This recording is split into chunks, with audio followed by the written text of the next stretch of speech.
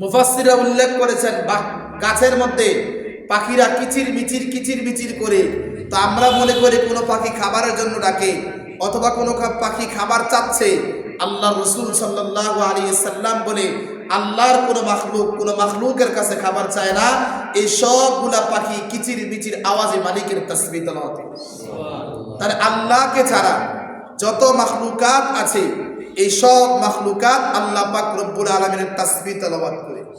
আর এই সব মাখলুকাতকে আল্লাহ পাক রব্বুল আলামিন সিত্তা আইয়ামিন 6 দিনে আল্লাহ পাক এই সবগুলা মাখলুককে সৃষ্টি করেছে।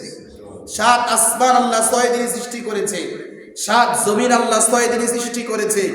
চাঁদ সূর্য গ্রহ নক্ষত্র আল্লাহকে ছাড়া যত মাখলুকাত আছে আল্লাহ পাক সব মাখলুকাতকে 6 দিনে সৃষ্টি করেছে। আর মানুষকে আল্লাহ পাক রব্বুল আলামিন কাউকে 9 মাসে কাউকে 10 মাসে তার ডিজাইনের ভিতরে আল্লাহ পাক 1 দিন 2 দিন 3 দিন 1 মাস 2 মাস সময় নেয় নাই, দীর্ঘ সময় নিয়ে দীর্ঘ চিন্তা করে দীর্ঘ কুদরত দিয়ে দীর্ঘ রহমত দিয়ে দীর্ঘ মাগফিরাত দিয়ে দীর্ঘ মায়া দিয়ে আল্লাহ পাক মানুষ সৃষ্টি করেছে। আর আল্লাহ মানুষ সৃষ্টি করার পরে পুরা কুল কায়নাতের সৌন্দর্যগুলোকে একসাথে রেখে আল্লাহ পাক রাসূল আকরাম সাল্লাল্লাহু আলাইহি সাল্লামকে স্পষ্ট ভাষায় কুল কায়নাতের সব ফেরেশতা সাক্ষী, 7 আসমানের সব মাখলুক সাক্ষী, 7 জমিনের সব মাখলুক সাক্ষী, সবগুলোকে সাক্ষী রেখে আল্লাহ পাক রব্বুল আলামিন রাসূল আকরাম সাল্লাল্লাহু আলাইহি সাল্লামকে ঘোষণা দিলেন, লাকাদ খালাকনাল ইনসানা ফি আহসানি তাকওয়িম।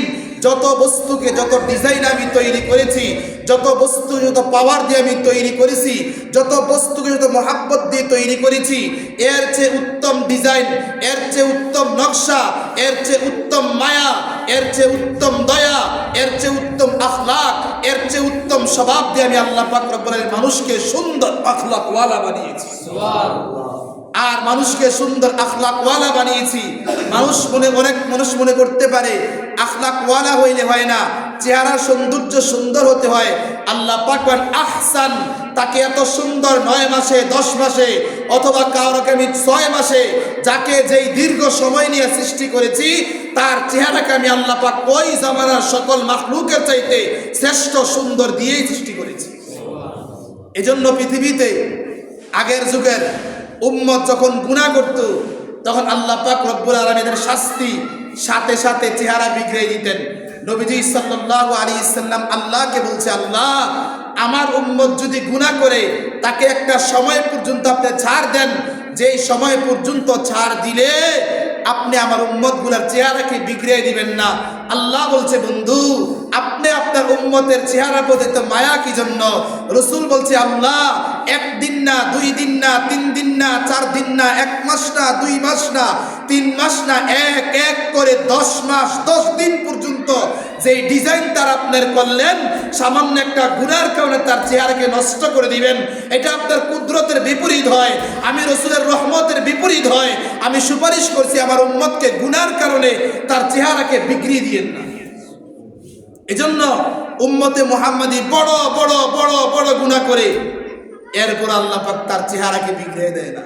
তার চোখ যেমন আছে তেমনই রেখে দেয়, তার কান যেমন আছে তেমনই রেখে দেয়, তার জিহ্বা যেমনি চলছিল চলতেই থাকছে, তার নাক যেমনি রেখেছে রেখেই দিয়েছে, তার গাল যেরকম দিয়েছে দিয়েই রেখেছে, তার চেহারা যেরকম দিয়েছে দিয়েই রেখেছে, তার ব্রেন যেরকম আছে প্রয়োজনে বাড়িয়ে দিয়েছে, তার হাত যেরকম আছে দিয়েই রেখেছে, তার পা যেরকম আছে দিয়েই রেখেছে, তার কুদরত যেরকম আছে দিয়ে রেখেছে, তার কুওয়াত যেরকম আছে দিয়ে রেখেছে, তার লিসান যেরকম দিয়ে রেখেছে, তার সিন্নুন যেরকম দিয়ে রেখেছে, তার বতন যেরকম দিয়ে রেখেছে, তার সদর যেরকম দিয়ে রেখেছে, তার লাবান যেরকম দিয়ে রেখেছে, তার খিদ্দুন যেরকম দিয়ে রেখেছে।